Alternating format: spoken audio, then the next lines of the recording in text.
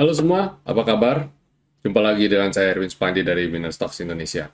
Bagaimana nih minggu ini ya mengawali bulan Desember ya, dan IHSG ngeri-ngeri sedap nih kalau kita lihat. Jadi ada yang bertanya sama saya, Pak, kalau lihat pergerakan IHSG secara teknikal nih ya, apakah IHSG sedang downtrend, masuk downtrend? Karena uh, ini kelihatannya ada potensi untuk patah tren gitu.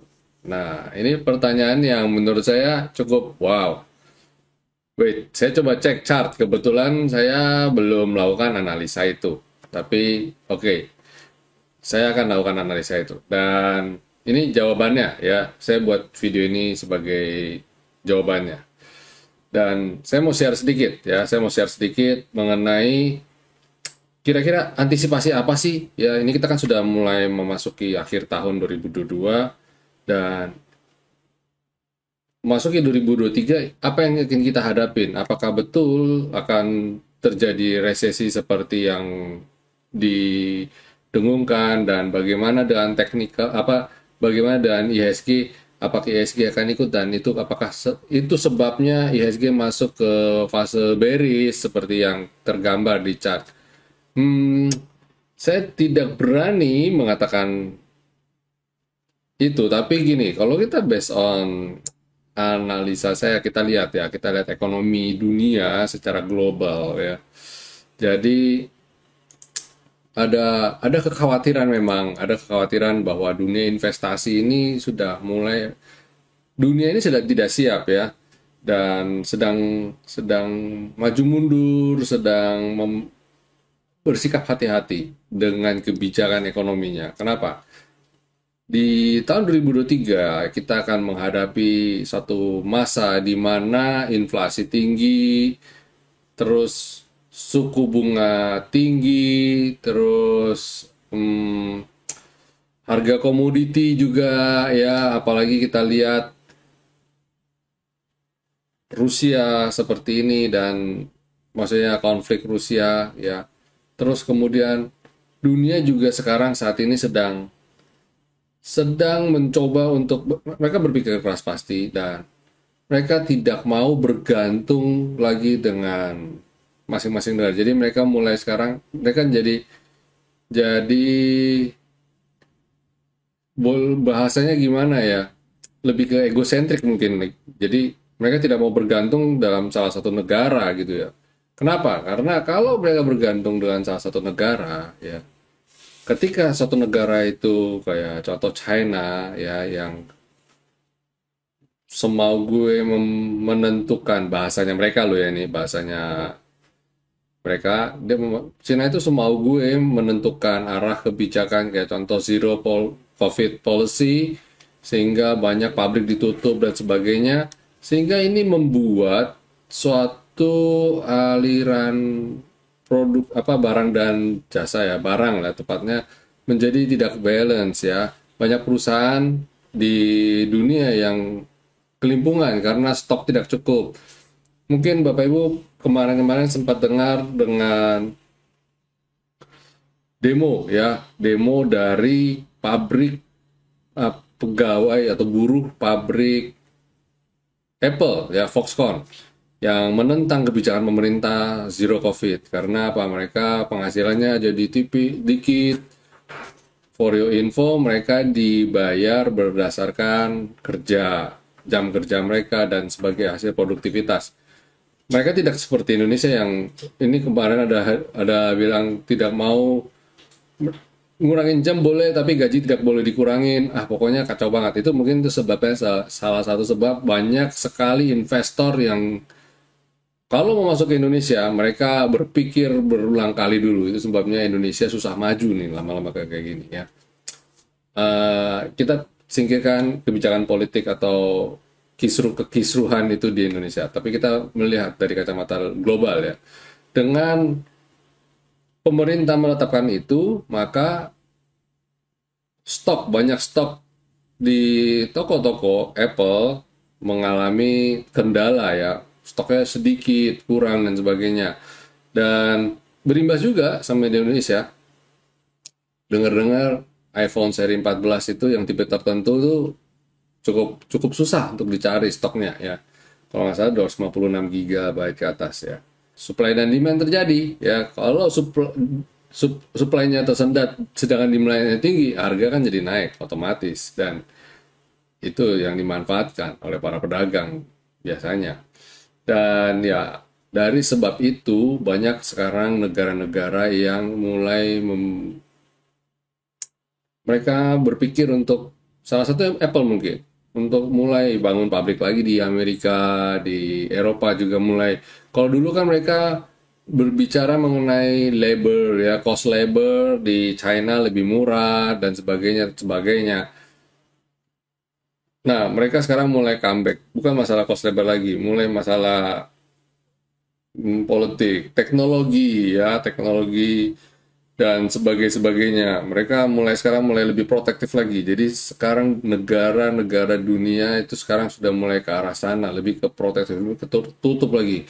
Kalau dulu kita bilang zamannya globalisasi, keterbukaan dan sebagainya, jangan kaget nanti di beberapa waktu ke depan, di zaman yang akan datang, mulai comeback lagi, tertutup. Peluangkah buat Indonesia? Ya, I'm pretty sure Indonesia bisa mengambil peluang ini.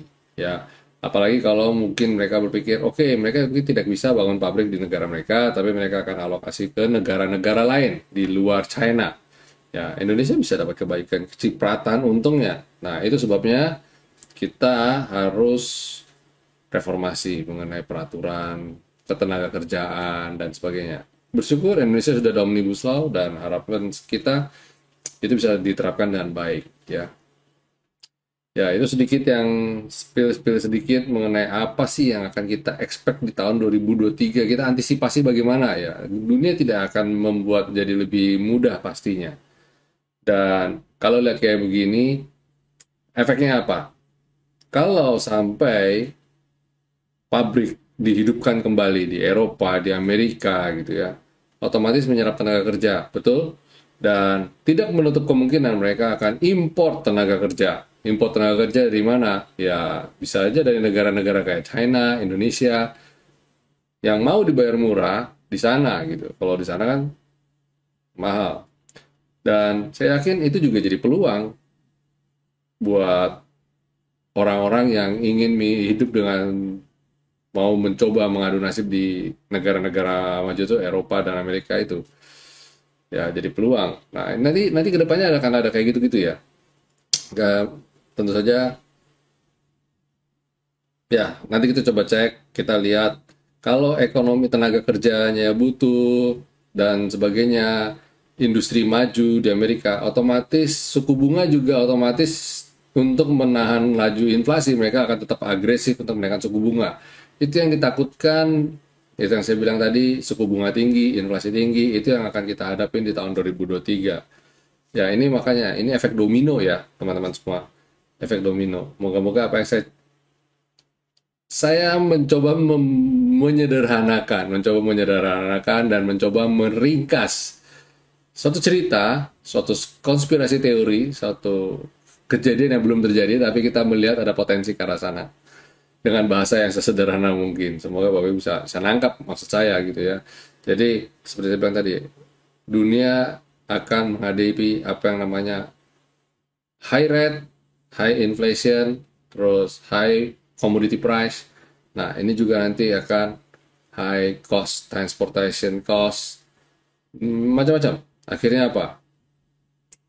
Uh, ya, ujung-ujungnya adalah duit ya, semakin mengetat ya, ekonomi, kondisi perekonomian tidak akan jadi gampang. Itu yang mungkin mereka sebut sebagai apa namanya, resesi tadi. Dan hati-hati, ketika semua serba naik, yang ditakutkan para pakar ekonomi adalah stagflasi. Jangan sampai terjadi stagflasi. Harga naik tapi tidak ada daya beli. Produksi naik tapi tidak ada daya beli. Akhirnya apa? Akhirnya kekunci, deadlock, stagflasi. Itu yang kita tidak mau terjadi. Ya, itu semoga tidak membuat Bapak Ibu di akhir pekan ini menjadi galau. Tapi yes, itu kita harus antisipasi. Terus, jadi bagaimana Pak nyambung ceritanya dengan IHSG? Apakah IHSG masuk masa bearish? Coba kita cek chartnya, ya. Kita coba cek chartnya. Nah, ini dia. Ini pergerakan terakhir daily, ya. Dia sudah lebih rendah dari perdagangan bulan Oktober, ya, bulan Desember. Dia udah bikin lower low. Ini sedikit mengkhawatirkan. Tapi ada apa? Tapi dia belum lebih low dari bulan Juli. Oke, wait. Saya kasih lihat yang lebih clear. Nah, ini garis-garis lebih clear. Dan saya kasih di weekly. Nah, kalau di weekly ini kelihatan banget ya. Dia udah bikin low dibanding bulan Oktober, ya. Dan benteng terakhir ada di level 6.500, ya, 6.500. Saya rasa itu benteng terakhirnya. Jika jebol benteng terakhir di 6.500 ini yang agak ngeri-ngeri sedap. Berarti dia membentuk lower low. Dan benteng terakhir selanjutnya adalah di V-line di 6.400. Kalau jebol juga, kita kembali lihat yang monthly. Kalau lihat yang monthly, jangan kaget, jangan heran kalau dia swing cukup dalam sampai ke skyline. Which is kita lihat beberapa kali, beberapa waktu dalam perjalanan naiknya, dia suka gitu kok. Nih, ini. Naik kan, dia swing dulu dekat sini, terus habis itu dia naik lagi. Bikin another higher high kan, tapi dia turun lagi, kena skyline, baru kemudian dia naik lagi. Tapi lebih panjang. Nah, ini sudah naik panjang. Jadi wajar kalau dia koreksi IHSG, ya. Jadi kalau IHSG koreksi nanti, jangan kaget kalau dia mulai dekat-dekat dengan area skyline. Ini chart monthly, ya. Jadi kalau dia sampai di sini di bulan Januari atau Februari, jangan kaget ya kalau dia nguji support di level 6.300. Ya. Jadi di kuartal pertama, saya yakin masih 2023 ya, masih akan dipenuhi ketidakpastian, keraguan-raguan, dan sebagainya. Jadi itu yang menjadi momok saat ini, ya, yang orang takutkan dengan istilah resesi, stagflasi, dan sebagainya. Jadi jangan kaget jika IHSG bisa menguji level 6.300-an nanti ini, ya. Oke, nah, kalau di daily bagaimana? Ya, jadi kalau dalam beberapa waktu ke depan ini, saya rasa pasti akan ada technical rebound, tapi mungkin not yet. Dan menjelang Natal, apakah berarti akan ada Santa Claus rally? Bisa jadi, tapi lebih sifat ke technical rebound, sama ketika waktu di bulan 10 ini dia bisa naik thread sampai akhir bulan 10, tapi habis itu dia sideways. Jadi jangan kaget kalau nanti dia turun lagi, habis itu dia naik, dia sideways. Terus habis itu dia bisa jebol bawah support lagi. Jadi saya lihat Santa Claus rally dan awal Januari bisa Januari efek, ya, masih bisa akan terasa, tapi market tidak akan berjalan dengan mudah, ya, tidak akan berjalan dengan mudah. Oke, itu composite kita, ya. Dan penutupan kemarin IHSG asing membuka net sell minus 1,436 triliun, dan transaksi kemarin nggak banyak, ya, nggak banyak, cuma 9,4 triliun aja, kecil, dan volumenya juga cenderung kecil. Ya, hari Jumat kemarin cenderung bikin galau berarti, ya. Moga-moga di hari Senin bisa comeback, segera rebound. Ya, itu komposa kita. Terus kita coba cek di IDX Basic bagaimana sektoralnya. Setelah nguji support mau naik, dia nggak sanggup naik, mungkin dia bisa bergerak sideways dulu dalam beberapa waktu. Tapi saya lihat dia juga belum bisa naik. Hati-hati. Terus consumer cyclicals jebol malah. Ya, ini potensi nguji support lagi. Jadi kalau lagi kayak gini, kecuali energi mungkin masih cukup uptrend, ya, mungkin bisa segera rebound lagi. Tapi kecenderungan untuk koreksi terbuka lebar dalam beberapa waktu ke depan. Jadi, ya, saya tidak menyetujui bahwa IHSG mulai masuk fase bearish. Tapi kalau lihat sektoralnya, mungkin masih akan ada koreksi mepet-mepet jurang, ya, sebelum dia technical rebound. Kalau memang IHSG nggak kuat nahan, hati-hati bisa masuk fase bearish seperti saya sudah bilang tadi. Jebol 6.400 bisa nguji 6.300-an. Healthcare kayaknya masih uptrend, cuma healthcare saat ini ya dalam beberapa pergerakan, walaupun dia pergerakannya cukup liar ya, tapi ini masih bisa naik lagi nanti. Industri, wow, ini dijebol. Udah, ya ini benteng terakhirnya di sini juga nih. Ini ada benteng terakhir. Kalau jebol sampai benteng terakhir ini jebol, udahlah goodbye lah, udahlah. Udah goodbye. Ya, ini yang ditakutin ini. Oh banyak Pak, banyak sekali. Kita lihat chart itu kok turun, sudah banyak turun gitu ya. Apakah memang masuk fase bearish gitu?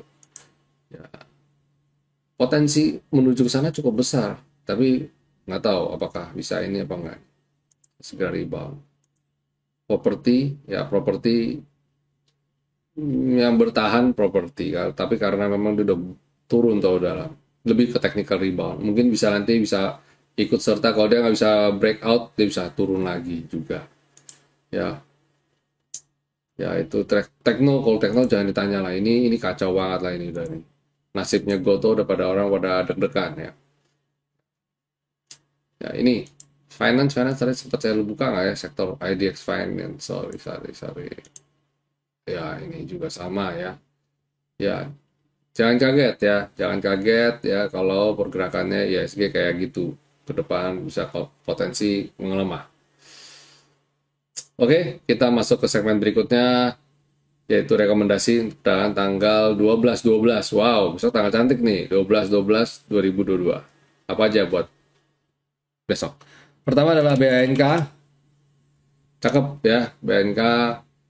Saya bilang dia cakep karena dia mencoba untuk comeback lagi. Tapi kalau dia belum bisa comeback, dia nggak bisa naik di atas ini, 1445, hati-hati ya.